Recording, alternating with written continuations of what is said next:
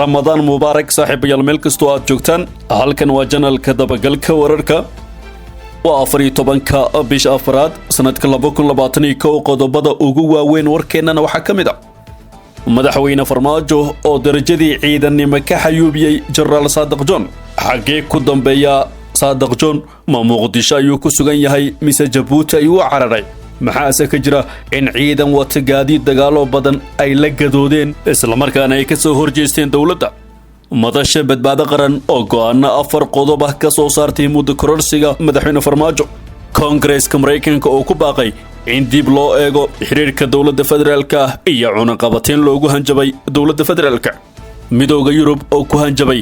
in tallaabo uu qaadayo haddii aan laga noqon muddo kororsigii baarlamaanka Soomaaliya Puntland oo soo bandhigtay ciidan ka soo goostay Gorgor iyo Haramcad iyo qaybta dambe warkeena oo idinku soo gudbin doono warbixin dheer oo dhinacyo kala duwan aan kaga falanqeyn doono sidee Somaliland ay kaga careysiinaysaa Shiinaha iyo dawladda Soomaaliya intaas saaxiibayaal waxay ahaayeen qodobada ugu doorka roon warka janalka dabagalka wararka haddii aad ku cusub tahay janalkan ku soo biir oo subscribe sar muuqaalka laagsar qaybta hoose commentiga nagula wadaag aragtidaada share gareeyo la wadaag saaxiibada ku mahadsanid inaad ka mid tahay saaxiibada dhawey janalkan haatan warkii oo fidsan madaxweynaha muddaxileedkiisa uu dhamaaday Maxamed Cabdullaahi Farmaajo ayaa darajadii ciidanimo ka xayuubiyay talihii hore ee qaybta booliska gobolka Banaadir sareeye guud Saadiq Cumar Maxamed Saadiq John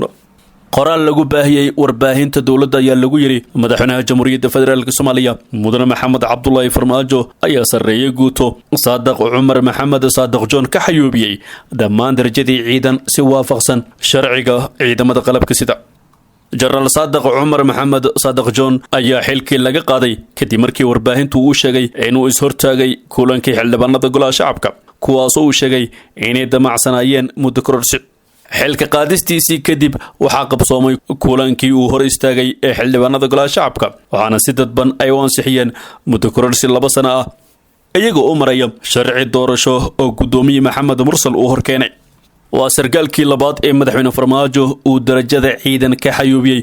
intii uu joogay xukunka waxaana ka horeeyay taliye ku-xigeenkii hore ee hay'adda nabad sugidda General Cabdallah oo isqabteen agaasimaha NISA Fahad Yaasiin oo ah midigta madaxweyne Farmaajo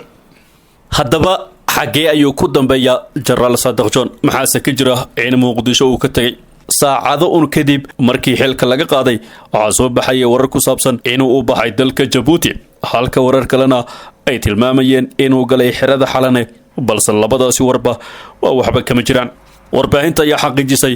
in General Saadiq John uu ku sugan yahay gurigiisa oo ku yaala magaalada Muqdisho gaar ahaan meel u dhow garoonka diyaaradaha Dancadde ee magaalada Muqdisho sidoo kale odayaal iyo siyaasiyiin ku beela ayaa u istaagay inay ka hortagaan xarig la sheegay inay u qorsheysay dawladda Israa'iil ciidan ayaa warbaahintu u sheegay in dawladda federaalka ay kiisas culus oo hor la ku soo oogaysa Saadiq John waxaana dagaalka koobaad ee lagu qaaday uu yahay in gabi ahaanba laga xayuubiyay darajadii ciidanimo Saadiq John waxa la jooga ciidan iyo gaadiid dagaal oo ka tirsan ciidanka booliska Soomaaliya kuwaas oo u go'ay xaqiisa ila wareed muhiim ah ayaa xaqiijiyay inuu haysto ciidan ku filan iyo gaadiid dagaal isla markaana aysan jirin cid isku dayday qalqalgelinta amnigiisa Israa'iil ciidan oo kaaga dhow Saadiq John iyo siyaasiyiin kale oo ehelkiisa ah ayaa warbaahintu u sheegay in General Saadiq uu dastuurku u ogol yahay inuu ka mid noqdo siyaasiyiinta isla markaana saraakiisha ciidanka haddii ay margaaraan darajooyinka sare ay siyaasadda ku biiri karaan Saadiq Cumar Xasan Saadiq John ayaa horey u ahaa shakhsiyaadka ugu dhow madaxweyne Farmaajo hayeeshee go'aankii uu qaatay Isniintii ayaa muujiyay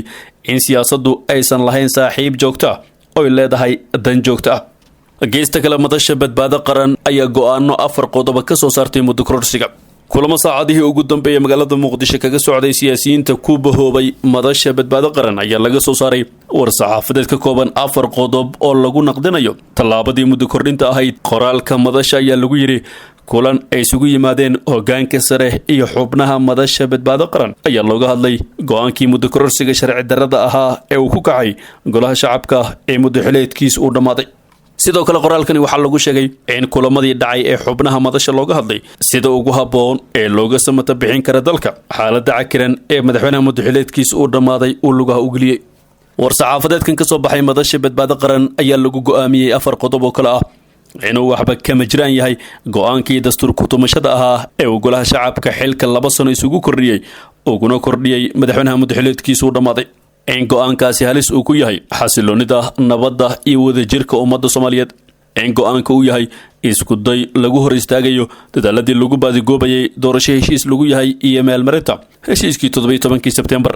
iyo qodobka afraad oo ah in madasha iyadoo la tashanaysa qaybaha kala duwan ee bulshada Soomaaliyeed ay qaadayso tallaabo kasta oo lagu joojinayo in muddo kordhinta sharci darrada ah masiirka dalka loo afduubo ayna ka shaqaynaysaa sida xal loogu heli lahaa maareynta xilliga kala guurka ah ayaa lagu yiri warka ka soo baxay madasha badbaado qaran. dhanka kale Congress-ka Mareykanka ayaa ku baaqay in dib loo eego xiriirka dowladda federaalka iyo cunaqabateyn lagu hanjabay. laba mudane oo ka tirsan aqalka Congress-ka Mareykanka ayaa ku baaqay in dowladda Mareykanka ay dib u eegis ku samayso xiriirka ay la leedahay dowladda federaalka Soomaaliya ayna tixgeliso in cunaqabateyn lagu soo rogo kuwa caqabadaha ku ah hanaanka dimuqraadiyadda sida lagu sheegay war saxaafadeed soo baxay. xildhibaanada kale ah Mikis iyo Mitchell oo kale ah gudoomiyaha iyo ku-xigeenka aqalka hoose ee Congress-ka guddigiisa arrimaha dibadda ayaa soo saaray war saxaafadeedkani. waxaan aad kaga walaacsannahay wararka ku saabsan doorashada Soomaaliya gaar ahaan sharciga muddo 2 sano ah u kordhinaya madaxweyne Maxamed Cabdullaahi Farmaajo ay ku sheegeen qoraalkooda ficilkan waxa uu tirtirayaa hanaanka federaalka waxaana uu boqongooynayaa raadinta dimuqraadiyadda iyo xasiloonida Soomaaliya ay intaas ku sii dareen. waxay sheegeen in haddii muddo kordhintaasi ay sii socoto in dowladda Mareykanka ay dib u qiimeynayso taageerada iyo xiriirka ay la leedahay dowladda federaalka lana tixgelinayo in cunaqabateyn lagu soo rogo kuwa caqabadaha ku ah hanaanka dimuqraadiyadda. waxay ugu baaqeen dowladda Soomaaliya inay dib u soo noolayso wadaxaajoodka si qalalaasahan loo xaliyo dibna loogu laabto hanaankii doorashada ee la gaaray 17 Sebtembar 2020. tallaabadani ayaa ka dambeysay kadib markii aqalka hoose baarlamaanka Soomaaliya uu muddo kordhin 2 sano ah u sameeyay dowladda federaalka taasoo ay ka soo horjeesteen mucaaradka iyo maamul goboleedyada Puntland iyo Jubbaland. goor sii horeysay sanadka Mareykanka ayaa sidoo kale ka hor yimid muddo kordhinta loo sameeyay hay'adaha dowladda. qoraal ka soo baxay guddiga arrimaha dibadda Mareykanka ee sanadka ayaa lagu sheegay in ka shaqaynta muddo kordhin ay jibinayso xeerarka dimuqraadiyadda isla markaana ay halis xasilooni darro u keenayso Soomaaliya. geesta kalena midowga Yurub ayaa ku hanjabay in tallaabo uu qaadayo haddii aan laga noqon muddo kororsigii baarlamaanka. qoraal ka soo baxay midowga Yurub ayaa lagu sheegay in tallaabadii muddo kororsiga ahayd ay qaadeen xildhibaanada golaha shacabka ee baarlamaanka muddo xileedkooda u dhamaaday ay wiiqayso dadaalada ay taageerayaan midowga Yurub iyo beesha caalamka si dib loogu dhiso Soomaaliya iyadoo loo marayo is-afgarad. bayaankan ka soo baxay midowga Yurub waxaa lagu yiri aqalka hoose ee baarlamaanka Soomaaliya waxa uu codeeyay in si dhab ah loo kordhiyo waqtiga madaxweynaha iyo baarlamaanka federaalka muddo 2 sano ah kadib ciriiriga ku yimid geedi socodka doorashooyinka ay ahayd in la soo afjaro ugu dambeyn 8 Febraayo 2021. tallaabadani waxay wiiqaysaa dadaaladii ay taageerayeen midowga Yurub iyo beesha caalamka si dib loogu dhiso Soomaaliya iyadoo loo marayo is-afgarad ayaa lagu yiri bayaanka. qoraalka ayaa intaas ku sii daray beesha caalamka ay ku jiraan midowga Yurub waxay si isdaba joog ah oo cad u muujiyeen inaan si nabad loo aqbali karin in waqti loo kordhiyo dowladda iyadoo aan la helin heshiiskii dhinacyada doorashada ee 17 Sebtembar. qoraalkan ayaa lagu sheegay in midowga Yurub uu xaqiiqsan yahay in qaraarkii ay gaareen xildhibaanada golaha shacabka uusan u adeegayn wadanaha dadka Soomaaliyeed. qoraalka waxaa baaq loogu jeediyey hogaamiyaasha Soomaaliya waxaana lagu yiri waxaan ugu baaqaynaa in si degdeg ah loogu laabto wadahadallada ku saabsan qabsoomida doorashooyinka iyadoo aan dib loo dhigin laguna saleynayo heshiiskii 17 Sebtembar. ugu dambeyn midowga Yurub waxay ku goodiyeen in haddii la qaadan waayo tallaabooyinkan ay tixgelin doonaan tallaabooyin dheeri ah oo la taaban karo. dhinaca kale Puntland ayaa soo bandhigtay ciidan ka soo goostay Gorgor iyo Haramcad. maamulka Puntland ayaa magaalada Galkacyo ku soo bandhigay saraakiil ay sheegtay inay ka soo goosteen ciidamada dowladda federaalka gaar ahaan kumaandooska Haramcad iyo Gorgor. waxaa saraakiisha magaalada Galkacyo ku soo dhaweeyay wasiirada amniga iyo maaliyadda Puntland gudoomiyaha gobolka Mudug iyo mas'uuliyiin kale oo ka tirsan maamulkaas waxaanay ku bogaadiyeen inay garteen in deegaanadooda ay dib ugu soo laabtaan.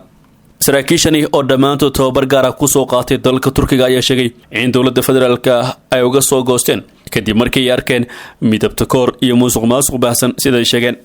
mas'uuliyiinta soo dhaweynta u sameysay saraakiishan ayaa sheegay inay soo dhaweynayaan askar kasta oo ka soo horjeeda aragtida dowladda dhexe ay madaxdeeda si weyn isku hayeen muddooyinkii dambe. sidoo kale waxay baaq u direen saraakiisha dalka dibadiisa lagu soo tababaray ee kasoo jeeda deegaanadooda inay dib ugu soo noqdaan deegaanadooda si ay u difaacaan dalka iyo dadkooda oo sida hadalku dhigeen dhowaan ayay ahayd markii sidan oo kale xukuumadda Somaliland ay soo dhaweysay saraakiil ay sheegtay inay ka soo goosteen ciidanka dowladda federaalka gaar ahaan commandoska Haramcad iyo Gorgor kuwaas oo ka dayranaya xaaladda ciidamada dalka iyo madaxda maamusha markana warbixin ku saabsan sidee Somaliland ay kaga careysiinaysaa Shiinaha iyo dowladda Soomaaliya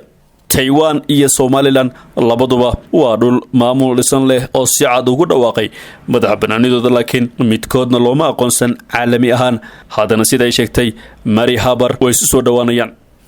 inkastoo qaarkood ay u arkeen in xiriirkooda uu yahay mid la yaab leh haddana Somaliland iyo Taiwan waxay yaabo badan ay wadaagaan labadooduba waa kuwo aan laga aqoonsanayn caalamka waxaanay leeyihiin daris balaaran Soomaaliya iyo Shiinaha oo ku adkaysanaya inay ka kala tirsan yihiin dhulalkooda Somaliland iyo Taiwan waxay aasaaseen xiriir diblomaasiyadeed sanadkii hore taasoo ka careysiisay dariskooda Soomaaliya waxay ku cambaaraysay Taiwan in saaxiib ay la noqotay Somaliland saraakiisha Shiinaha iyaguna waxay u safreen Somaliland waxaanay ku adkaysteen inay jaraan xiriirka ay la leeyihiin Taiwan waa suuragal in Shiinaha uu arko xiriirka Taiwan iyo Somaliland mid carqalad ku noqon kara mashruuceeda ay ku qorsheynayso inay ku hormariso jidadka ganacsiga badda iyo bariga Aasiya bariga dhexe iyo Afrika Somaliland oo Shiinaha uu arko carqalad waxay leedahay dekada Berbera oo istaraatiiji ah waxaanay xanibi kartaa sii socoshada wadadeeda xiriirisa badda ee ku teedsan xeebta bari ee Afrika Taiwan waxay Somaliland u aragtaa talaabadeedii ugu horeysay ee rumayn karta riyadeeda ahayd inay noqoto dal caalamka laga aqoonsan yahay Somaliland waa mid kamid ah labada dal ee Afrika ee xiriirka diblomaasiyadeed oo buuxa la leh Taiwan markii ugu horeysay waxa uu ahaa dalka yar ee Eswatini oo xiriir la yeeshay 1968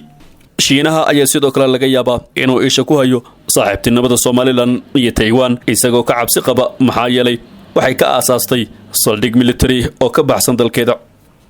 Mr. Lu waxa uu ku sifeeyay xiriirka ka dhaxeeya Somaliland iyo Taiwan guul labada dhinac Taiwan waxay Somaliland ka caawisaa beeraha tiknoolajiyada waxbarashada daryeelka caafimaadka doorashooyinka iyo tamarta Somaliland waxay leedahay goob istaraatiiji ah kayd kalluumaysi oo hodana kheyraad dabiici ah iyo dalxiis Somaliland waxay ugu yeertaa Taiwan walaalkeeda ka weyn ayuu yiri Mr. Lu laakiin waxaan doorbidayaa in xiriirkeena uu noqdo mid wax wada qabsi iyo iskaashiya mar walba wada jir baan ahaan doonaa Somaliland ayuu yiri Mr. Lu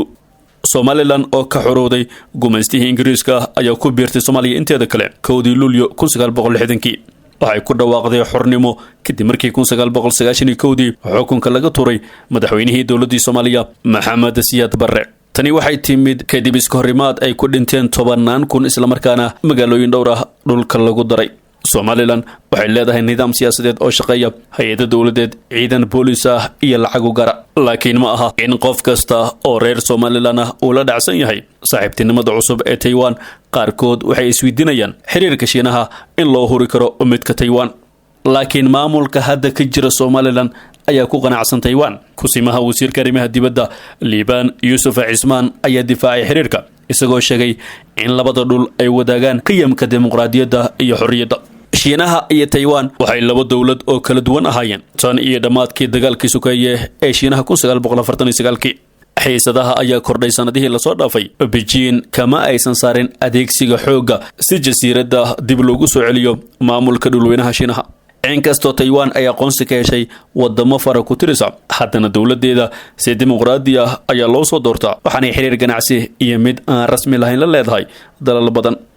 gudaha saaxiibayaal waa naginta warka channelka dabagalka wararka haddii aad ku cusubtahay channelkan ku soo biir oo subscribe sar muuqaalka lagsar qaybta hoose commentiga nagula wadaag aragtidaada share gareeyo la wadaag saaxiibada kuma hadsanid inaad daawato warkan mid ka xiga intaan ku kulmi doono nabadgelyo